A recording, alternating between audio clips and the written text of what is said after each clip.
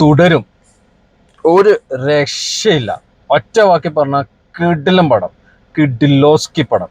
എൻ്റെ റിവ്യൂ കാണുന്ന കുറേ ഫാൻസുകൾ ഉണ്ടാവും, കുറേ തെറിയൊക്കെ പറയാനായിട്ട്. എൻ്റെ പൊന്നു ചങ്ങായിമാരെ, ഞാൻ 1% പോലും ലാലേട്ടൻ ഫാനോ അല്ലെങ്കിൽ പിന്നെ ഇക്ക AC ഒന്നുമല്ല. ഞാൻ ഒരു മൂവി ഫെനറ്റിക്കാണ്. നല്ല പടങ്ങൾ കാണാൻ താല്പര്യമുള്ള വ്യക്തിയാണ്. മിക്ക ലാംഗ്വേജിലും പടം കാണുന്ന ഒരു വ്യക്തിയാണ്. അപ്പൊ അതുകൊണ്ട് തുടരും എന്ന് പറഞ്ഞ പടം, ഞാൻ മോഹൻലാൽ പടം ലാസ്റ്റ് എപ്പോഴാണ് തിയേറ്ററിൽ നിന്ന് കണ്ടെന്ന് എനിക്കൊരു ഓർമ്മയില്ല.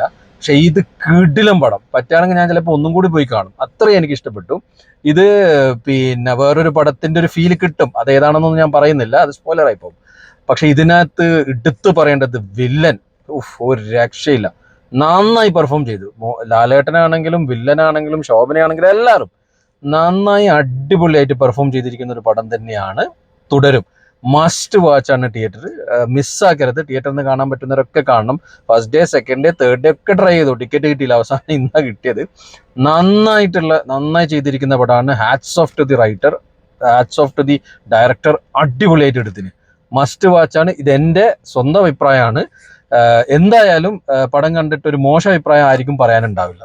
അതുകൊണ്ട് തുടരും. കാണാൻ പറ്റുന്നവർ കാണുക.